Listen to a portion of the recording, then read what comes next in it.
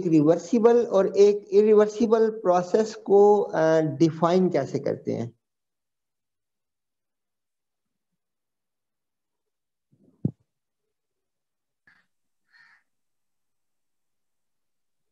Sir एक process जो अपने आप जो होता है ना, मतलब टेक प्लेस हो जाता है, और एक जो इरिवर्सिबल होता है जो खुद ब खुद जो होता है ना वो टेक प्लेस नहीं होता। मतलब खुद ब खुद वो जो है ना कोई आउटकम हमें नहीं देता जब तक उस पर वर्क ना किया जाए। सर रिवर्सिबल ऐसा होता है कि जब हम एक प्रोसेस करते हैं दोबारा उसको वापस उसी हालत में ला सकते हैं। इरिवर्सिबल जब हम एक प्रोसेस कर लेते हैं तो फिर उसके बाद उसका वापस आना मुमकिन नहीं होता, वो हाँ एक ही जी। दफा हो सकता है। यानी आप यूं, अच्छा अब इसमें भी एक चीज और मजीद भी है, ठीक है। हम सिंपली इन जनरल तो इसी तरह से बात इसको डिफाइन कर देते हैं जैसे अभी बेटे आपने बताया, लेकिन इन फैक्ट इसको यूं कहना चाहिए। देखिए आपके पास ना, जब आप किसी सिस्टम को एक स्टेट से दूसरी स्टेट में लेके जाते हो, तो जो पाथ है ना वो इटसेल्फ, इट मे बी कि वो पूरा जो पाथ है between from one state to and other state, जिन दो स्टेट्स को आप कंसिडर कर रहे हो, वो जो दरमियान में पाथ है वो पाथ इटसेल्फ आपके पास छोटे छोटे काफी स्टेप्स पे मुश्तमिल होगा।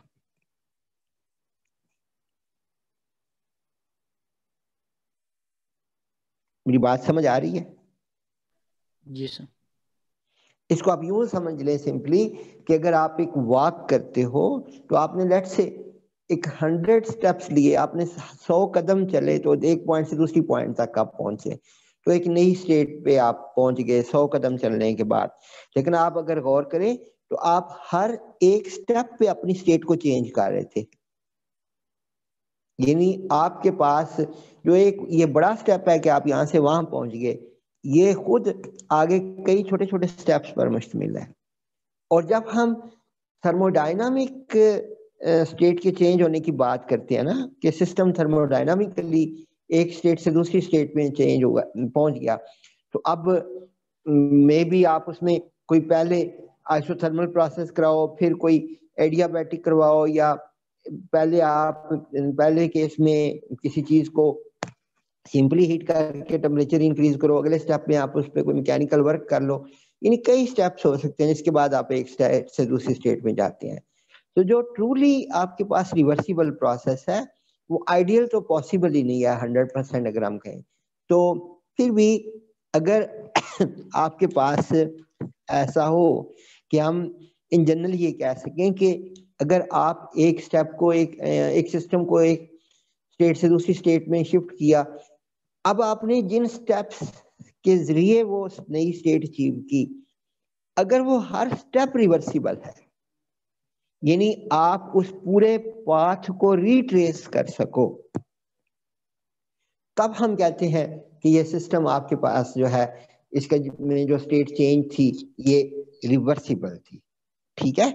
अच्छा, अब इसमें फिर एंट्रोपी के हवाले से ये बात है कि रिवर्सिबल केस में जब आप वापस अपनी पहली स्टेट पे आ जाते हो तो नेट चेंज इन एंट्रोपी जो होगी वो आपके पास 0 होगी। ठीक हो। लेकिन इरिवर्सिबल के केस में जो आपके पास सिस्टम को जब आप वापस अपनी ओरिजिनल स्टेट में ला ही नहीं पा रहे, तो इट मींस कि हमारे पास डेफिनेटली अब आप वो एंट्रोपी चेंज का प्रोसेस भी आप रिवर्स नहीं कर पाए। लिहाजा इरिवर्सिबल के केस में जो डेल्टा एस है वो हमेशा पॉजिटिव होगा, ग्रेटर देन 0 होगा।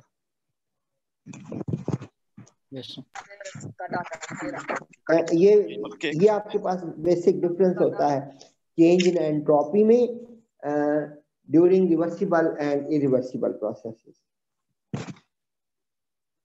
सर कोई ऐसा भी प्रोसेस है जिसमें एंट्रोपी में जो चेंज है वो नेगेटिव आ रहा हो? कोई ऐसा फिजिकल नॉर्मल? एग्जैक्टली, बिल्कुल पॉसिबल है, बिल्कुल पॉसिबल है। अच्छा, वो कैसे, अभी देखें आपके पास डेल्टा एस हुआ क्या, डेल्टा एस बराबर होता है डेल्टा क्यू ओवर टी के। जी सर, है वो भाई? हमने लास्ट एग्जांपल भी डिफाइन की थी ना कि जब अब्सोल्यूट टेम्परेचर टी हम जीरो कर देते हैं तो एंट्रोपी में वो चेंज वो माइनस इन्फिनिटी ले रहा था। लेकिन उसमें मसला यह है कि क्या हम माइनस इन्फिनिटी को अप्रोच कर सकते हैं? No sir. ठीक है ना,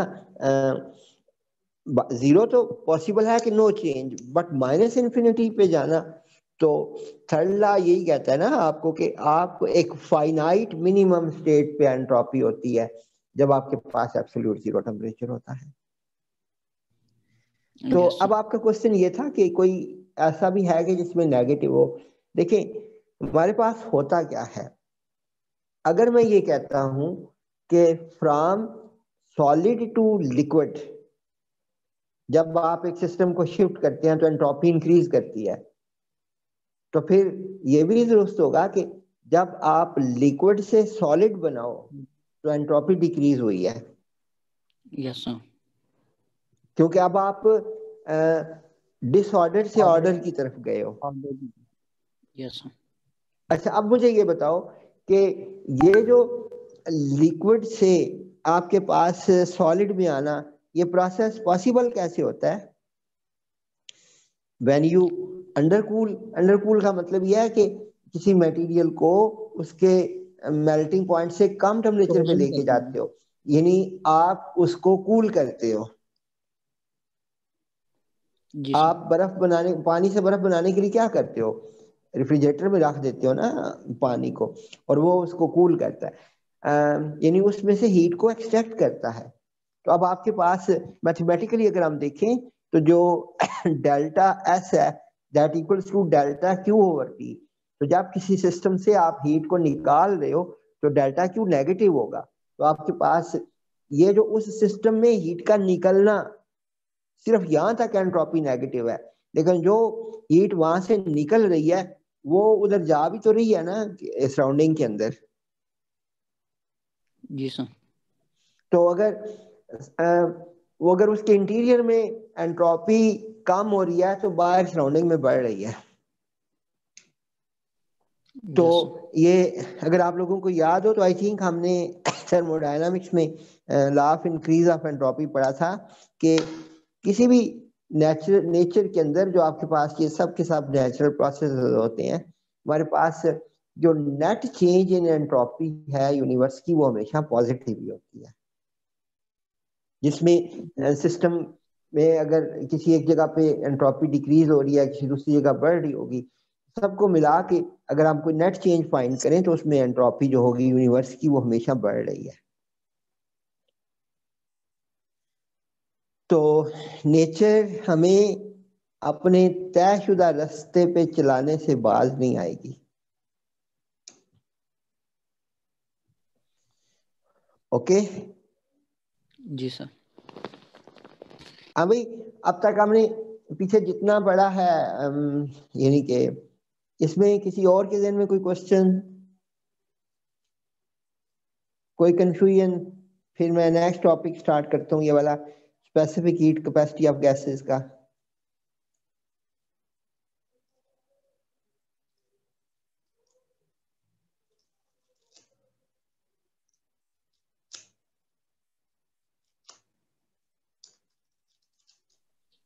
नो सर, करें start.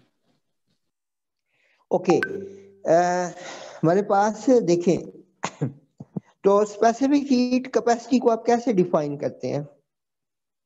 Law of equipartition of energy क्या था, अगर आपको याद हो तो हमने थर्मोडायनामिक्स की क्लास में ये देखा था।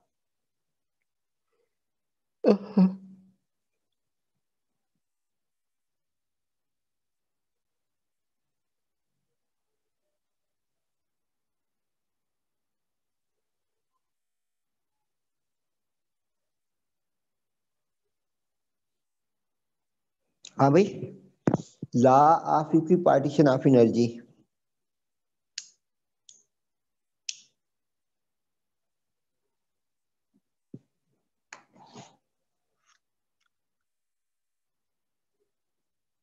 किसी के ज़हन में है?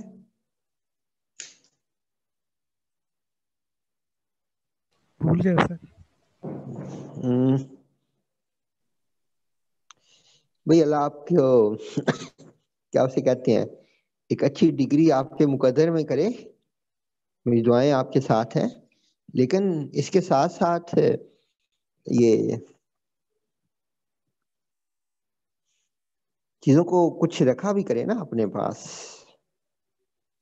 मैं अक्सर कहता होता हूँ कि रियल टाइम नॉलेज तो हमारा वही होता है कि जब एग्जाम के बाद, ठीक है ना, 5-6 माह का टाइम भी गुजर जाए और तब तक आपकी बुक्स भी रद्दी वाले के पास चली जाएं, एग्जाम का रिजल्ट्स भी क्लियर हो जाए, इन सारे प्रोसेसेस के बाद भी जो कुछ हमारे माइंड में बच जाए वो हमारा, बाकी सब कुछ पराया।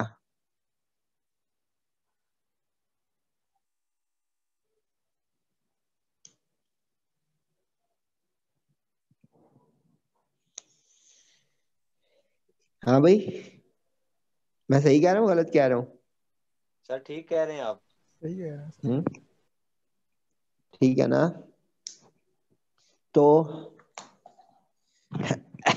चले, एनीवे, देखिए हमने उस वक्त ये इसको इस तरह से डिफाइन किया था कि हमारे पास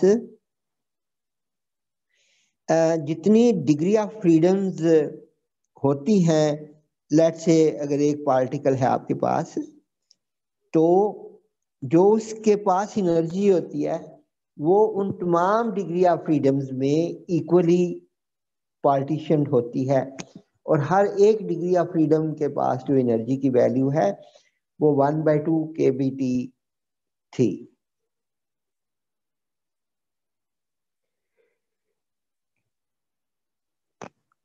और यस ये हमने इसी बुक के बहुत पहले वाले चैप्टर, वेरी इनिशियल चैप्टर, पहले चैप्टर के पहले पहले आर्टिकल्स में हमने इसका ये कॉन्सेप्ट लिया था, जब हम इसको वो काइनेटिक थ्योरी को देख रहे थे। क्यों भाई?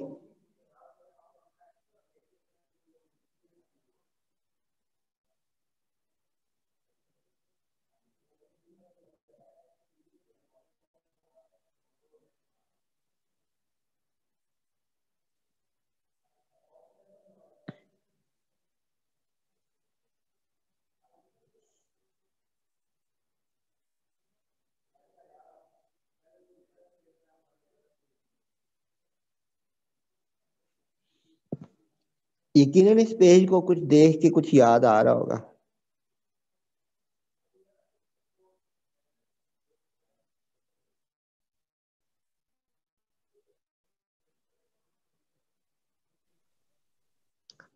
ठीक है ना?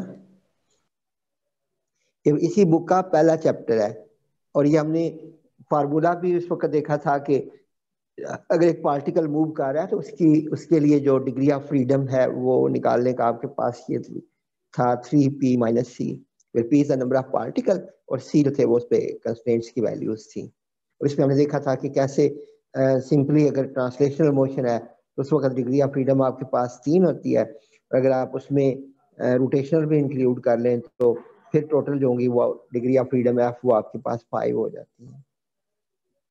ठीक है? तो हर एक डिग्री ऑफ फ्रीडम के साथ जो एसोसिएटेड आपके पास एनर्जी है वो 1/2 kBT के बराबर है। ठीक है? तो ये अब आपके पास था। तो जस्ट एक सेकंड, तो अब हमारे पास फिर specific heat capacity of gases के लिए इसकी बेसिक डेफिनेशन क्या होती है? क्या आपके ज़हन में होता है? सर, एक स्पेसिफिक अमाउंट ऑफ हीट जो हमें रिक्वायर्ड होती है किसी सॉलिड या किसी मॉलिक्यूल या किसी गैस का टेम्परेचर 1 केल्विन रेज करने के लिए। तो अब ये जो भी मैंने आपसे बात की, के इक्विपार्टीशन ऑफ एनर्जी और ये मैक्सवेल लॉ, ये सारा। तो using this law we obtain the following results from heat capacities of a gas. Number one, the molar heat capacities at a constant pressure and at a constant volume, as also the ratio are the same and independent of temperature for all gases.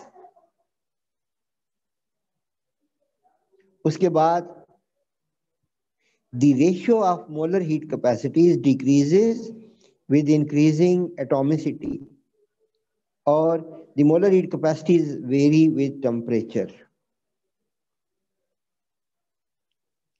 तो पहले तो इसमें मुझे ये बताएं कि हमारे पास atomicity से ये जो आपके पास हीट कैपेसिटी है ये कैसे चेंज होगी?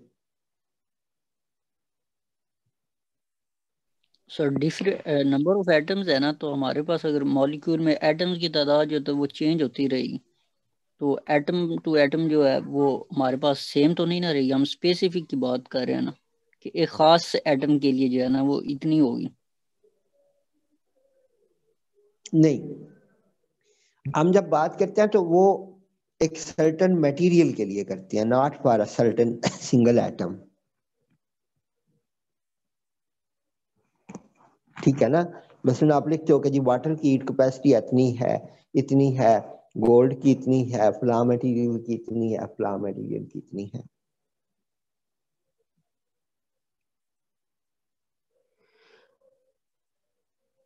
यानी अब आपने ये बताना है कि बेसिकली एटॉमिसिटी किस बात को रिप्रेजेंट करेगी। देखिए ये भी आप चलें इस पे, नेक्स्ट पेज, यहाँ पे इस फिगर को देखो। आपके पास ना ये एक डायटॉमिक मॉलिक्यूल है, ठीक है, हैविंग आइडेंटिकल एटम्स। तो ये जो एक रॉड के एंड पे दो गोल स्फीयर दिखाए गए हैं, लेट्स से ये दो एटम्स है जो मिलकर ये मॉलिक्यूल बना रहे हैं, और दरमियान में ये जो रॉड आपको नजर आ रहा है ये बेसिकली इनके दरमियान बॉन्ड लेंथ है। ठीक है, अब अगर ये आपके पास डायटॉमिक मॉलिक्यूल है, तो अगर ये देखें एक्स एक्सिस के अलांग पहले से मौजूद है, पड़ा हुआ है, तो अब इसके पास पॉसिबल जो रोटेशंस हो सकती हैं वो दो हो सकती हैं, या ये वाई एक्सिस को एज एक्सिस ऑफ रोटेशन मानकर उसके गिर्द रोटेट करेगा, या जी के गिर्द रोटेट करेगा। इसी तरह से अगर खुद ये पहले जी के अलांग है तो फर्दर ये या एक्स के अलांग वो कर सकता है, या वाई के अलांग। तो ये जो 2 डिग्री ऑफ फ्रीडम इसकी एक्स्ट्रा बन जाएंगी। इसलिए पीछे हमने देखा था कि हमारे पास जो टोटल डिग्री ऑफ फ्रीडम्स हैं इन केस ऑफ डायटॉमिक वो 5 है। और उस रिलेशन से अगर आप निकालें जो आपके पास अभी आपने देखा था, एफ किसके बराबर था? 3n माइनस सी, 3p माइनस सी।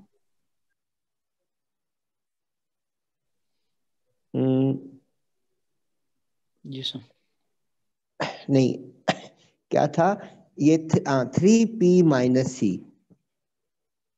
एम आई राइट? यस इस सर, वक्त पी मेरे सामने क्या नंबर ऑफ पार्टिकल्स को represent, P number of particle और सी कंस्टेंट्स है। तो अब अगर आप इसमें देखें तो इस केस में हमारे पास 3 पार्टिकल्स 2 हैं, तो 3 × 2 6 हो जाएगा। तो एक इसमें से कंस्टेंट है, कंस्टेंट इसमें कौन सा है? इसमें बाकी सारी जो हैं वो मोशंस इसमें पॉसिबल है, सब कुछ हो रहा है, जस्ट एक कंस्टेंट है और वो ये है कि दोनों पार्टिकल के दरमियान इंटर एटॉमिक डिस्टेंस यानी बॉन्ड लेंथ है वो नहीं चेंज हो रही। यानी इस बॉन्ड लेंथ के एंड पर ये आपके पास दोनों एटम्स जो हैं ये बंधे हुए हैं। तो ये जो सी कंस्टेंट है, तो अब अगर 6 में से इस 1 को माइनस करो तो 5 आ जाएगा। तो इसके पास जो टोटल डिग्री ऑफ फ्रीडम है वो 5 है। तो आप देखिए आपके पास जो भी पीछे मैंने देखा कि ट्रांसलेशनल के लिहाज से देखें तो ये एज अ होल मॉलिक्यूल 3 इसकी वो बनेगी एक्स वाई जी, वो 3 ट्रांसलेशनल हो जाएंगी, दो आपके पास रोटेशनल हो जाएंगी, तो 3 and 2 5। तो लिहाजा इस केस में अब इसके पास जो एनर्जी के लिए रिलेशन बनेगा, it will not be 3/2 kBt but 5/2 kBt, because each degree of freedom has energy 1/2 kBt. So total energy will be now 5/2 kBt. It means that कि जब आपके पास ड्यू टू एटॉमिसिटी, अब देखिए यहाँ पे अगर आपके पास इसके लिए रोटेशन के सिर्फ दो वो मोड पॉसिबल थे, तो अब अगर यही आपके पास जो है मॉलिक्यूल, ये अगर डाई एटॉमिक की बजाय ट्राई एटॉमिक होता या टेट्रा कोई वो बना रहा होता या कुछ और स्ट्रक्चर बना रहा होता, तो इसके एक्सिस ऑफ रोटेशन बढ़ जाते। इट मीन्स दैट कि आपके पास जो एटॉमिसिटी है इट कैन चेंज द आपके पास स्पेसिफिक हीट। ठीक है, तो अब आपको ये बात क्लियर हो गई होगी कि एक टेम्परेचर इंक्रीज करने के लिए आप जो एनर्जी दे रहे होते हैं वो बेसिकली कितनी डिफरेंट डिग्री ऑफ फ्रीडम्स के अंदर डिस्ट्रीब्यूट हो रही है। तो by changing degree of freedom आपके पास जो उसकी हीट कैपेसिटी है वो भी क्या करेगी, बढ़ जाएगी। मसलन ये जो भी हम देख रहे थे, अब अगर आप इस ग्राफ को देखो यहाँ पे, ये ग्राफ दिख रहा है आपको यहाँ पर? जी सर। ओके, तो इस अगर आप ग्राफ को देखो तो आप देखें कि टेम्परेचर वेरिएशन के साथ आपके पास temperature variation of molar heat capacity of an ideal diatomic gas. तो डायटोमिक गैस के केस में ये उसने बताया कि टेम्परेचर के चेंज के साथ साथ आप देखें तो सीवी की जो वैल्यू है वो क्या हो रही है, चेंज हो रही है। तो रिक्वायर्ड हीट ज्यादा हो रही है। तो अगर आप इस ग्राफ के साथ देखो तो सबसे पहले लिखा हुआ है बॉइलिंग पॉइंट, फिर आगे थीटा रोटेशनल, फिर रूम टेम्परेचर और फिर थीटा वाइब्रेशनल। तो ये कैसे भी बॉइलिंग पॉइंट रूम टेम्परेचर से नीचे लिया हुआ है, क्यों? क्या कमेंट्स करेंगे इस पे?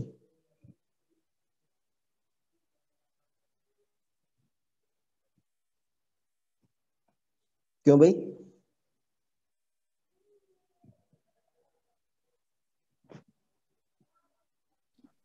सर उस वक्त हमारे पास रोटेशनल वगैरह इंक्लूड नहीं है ना, तो रोटेशनल इंक्लूड नहीं है तो हमारे पास वो एनर्जी 3/2 kBt या 5/2 kBt नहीं है ना, एनर्जी कम है, तो एनर्जी बॉइलिंग पॉइंट से।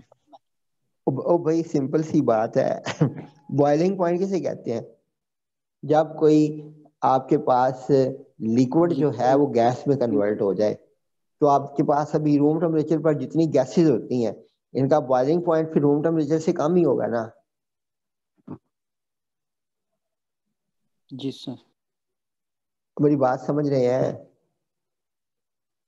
ये नहीं, आप देखो ना, आपने अगर गैस को लिक्विफाई करना है तो आपको जीरो से भी नीचे जाना।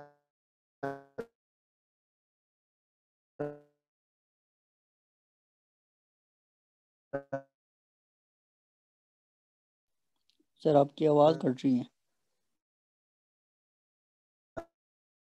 ले जाना पड़ेगा ना टेम्परेचर बहुत। तो ये गैसेस की बात, तो गैसेस के लिए सर आपकी आवाज चली गई थी अंदर। जी आप अब ठीक आ रही है? यस सर अब ठीक आ रही। हाँ, तो अब अगर आप यहाँ पे देखें तो आपके पास टेम्परेचर के बढ़ने के साथ साथ जैसे जैसे नए मॉड्स इसमें मोशन के शुरू में, फिर जब स्पेसिफिक हीट कब बढ़ रही है, जब रोटेशनल मॉड इंक्लूड हो रहे हैं, फिर रूम टेम्परेचर पे वो जब तक नया मॉड नहीं चेंज हुआ वो कांस्टेंट रही, और उसके बाद फिर टेम्परेचर जब इतना बढ़ गया कि अब उस पार्टिकल ने बाकायदा से वाइब्रेट करना भी शुरू कर दिया, तो जो ही वाइब्रेशनल मोशन भी उसमें एंटर हुई, डिग्री ऑफ फ्रीडम और चेंज हो गई, तो अब आपके पास CV की वैल्यू और क्या कर रही है, इंक्रीज कर रही है। तो यहाँ पे आपने देखा कि specific heat can very with temperature and with atomicity. तो अब आप इसको यहाँ पे देख लें, वो कहता है कि for monoatomic gas such as argon, helium and neon, experimental results are supported by equation this as well as. However, for diatomic gases, it is possible to reproduce only qualitative feature of the temperature variation of specific heat capacity, and that too by including the contribution of rotational or vibrational modes based on the principle of equal partition of energy. However, the agreement is very poor in general. हाँ भाई, क्या क्या समझ आई इन लाइनों की?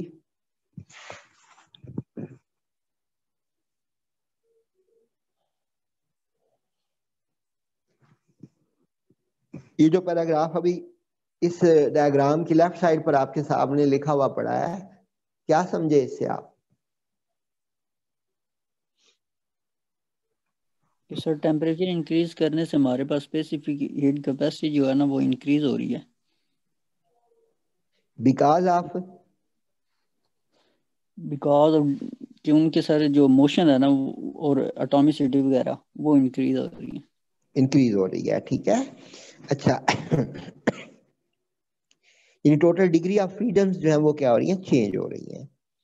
अच्छा, अब ये नेक्स्ट देखें, फिर मैं आपको ये दोबारा डिटेल से बताऊं। वो कहता है कि to understand the detail let us consider the specific case of hydrogen for H2 CV is found to be less than 5/2R even at room temperature।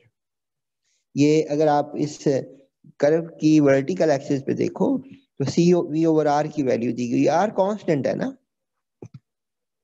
अच्छा, ऊपर उसने एक लफ्ज और बीच में इस जुमले में एक बात की है कि we can reproduce only qualitatively.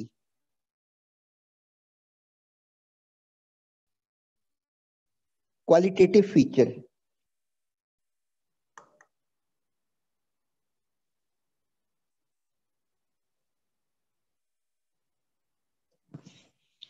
क्यों भाई? What did it mean by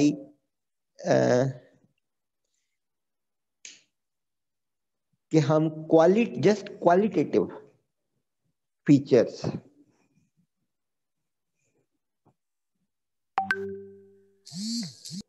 qualitative analysis में और क्वांटिटेटिव एनालिसिस में क्या फर्क होता है? सर क्वालिटेटिव में हम सिर्फ ये डिटेक्ट करते हैं ना कि इंक्रीज हो रहा है या डिक्रीज हो रहा है, और क्वांटिटेटिव में हम ये डिटेक्ट करते हैं कि कितना हाउ मच वो इंक्रीज या डिक्रीज जो है ना हो रहा है, हम उसकी क्वांटिटी जो है ना वो यानी हम उसकी जो क्वांटिटी को भी मेजर करेंगे, जबकि क्वालिटेटिव में हम ये देखते हैं कि किन पैरामीटर्स के ऊपर एक मटेरियल का रिस्पांस किस तरह से है। अब अगर एक ही टेम्परेचर पर दो मटेरियल आपको सेम रिस्पांस दे रहे हैं तो हम कहेंगे कि ये इनका क्वालिटेटिव फीचर तो सेम है, लेकिन अगर एक मटेरियल ज्यादा रिस्पांस दे रहा है, कम दे रहा है, तो दे तो उसी टेम्परेचर पे रहे हैं, क्वालिटेटिवली तो हम कहेंगे कि जी इस टेम्परेचर पर दोनों में ये वेरिएशन आ रही है। लेकिन अगर हम क्वांटिटेटिव एनालिसिस को साथ कंबाइन करें तो फिर हम ये कहेंगे कि इस टेम्परेचर पे इतनी चेंज है, इस पे इतनी चेंज है। तो अब वो कहता है कि हमारे पास चले to understand the detail, let us consider the specific for hydrogen. CV is found to be less than 5R/2 even at room temperature. ये आप देख सकते हो इस vertical axis पर, ठीक है। You can scientists observed that from 300 Kelvin to 500 Kelvin, the value of CV is 5/2 R, but gradually falls to 3/2R at about 60 Kelvin। ठीक है ना, यानी जब आप टेम्परेचर लो करते आए तो जो हाई टेम्परेचर पर 5/2R थी वो आपके पास 60 केल्विन पे आके डिक्रीज कर गई 3R/2 पर। It means that below 60 kelvin behave as a monatomic gas and rotational as well as vibrational modes are frozen. ये वो बात है जो भी मैंने आपको पहले स्टार्ट में कही कि अगर आप लो टेम्परेचर से हायर की तरफ जाते हैं तो जैसे जैसे आपके पास ये additional modes of motion include होंगे, जैसे रोटेशनल, वाइब्रेशनल, तो डिग्री ऑफ फ्रीडम चेंज हो जाएंगी. डिग्री ऑफ फ्रीडम चेंज होने का मतलब ये है कि अब आपने ज्यादा डायमेंशंस में एनर्जी को प्रोवाइड करना है. अगर देखें ना, अगर जस्ट 3 डिग्री ऑफ फ्रीडम है तो आपने वो 3 times 1/2 kBT प्रोवाइड करनी है. लेकिन अगर 5 आपके पास हैं तो आपने 5 times 1/2 kBT प्रोवाइड करनी है. तो लिहाजा वो ये है कि अगर आपके पास अगर आप टेम्परेचर को लो कर रहे हैं यानी 500 से 60 केल्विन तक, और लो टेम्परेचर पर आपके पास जो स्पेसिफिक हीट है वो 5/2 आवर से डिक्रीज करके 3/2 आवर की तरफ जा रही है, तो इट मीन्स दैट के यानी कि ये जो रिडक्शन थी इसके अंदर, it was due to reason that कि हमारे पास rotational as well as vibrational modes are frozen. यानी जब रोटेशनल मोड्स उसमें से खत्म हुए, वाइब्रेशनल मोड्स आप उसमें से खत्म हुए, तो वो आपके पास वो हो गया. ठीक है. The observed variation of the specific heat capacity of hydrogen gas with temperature indicates serious departure from the classical theory. अभी इसका क्या मतलब है?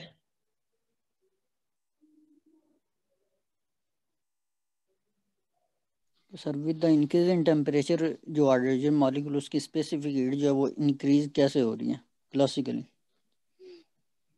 कि उसमें number of mode of vibration increase हो रहा है, तो उस वजह से वो स्पेसिफिक हीट जो है वो इंक्रीज हो रही है. यानी जो हमारे पास सिंपल थ्योरेटिकल रिजल्ट्स होने चाहिए वो इस फिनोमेना की वजह से आपके पास जो रियल टाइम हीट कैपेसिटी में वेरिएशन आ रही है वो आपके पास थ्योरेटिकल वैल्यू से क्या है, डिफरेंट है. The experimental data of Eucken suggested that CV of H2 may fall below 3R/2, a result known as degeneration of gases. ठीक है. हमारे पास ये Ernst attempted a general explanation of these curves by suggesting that the rotational motion as well as vibrational motion is quantized. Due to quantization, the contribution of rotational and vibrational mode to specific heat capacity tends to disappear at low temperature. The basic argument is very simple and can be understood as follow. ठीक है. और वो क्या है जो भी मैंने आपको बताया. In quantum description of a system, only discrete energy levels are allowed. The separation between the levels delta E around the mean energy much less than kBT. The discrete nature of the spectrum is not important, and the equipartition theorem this holds at high temperature, but if delta E equals to kBT, the discrete nature of spectrum becomes important. अभी इसका क्या मतलब है? ये जो भी आपने discussion किया यहाँ पर, what did it mean?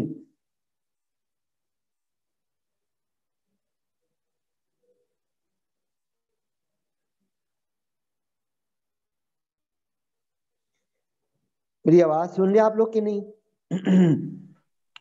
Ji sir. इस पैराग्राफ से क्या समझे आप?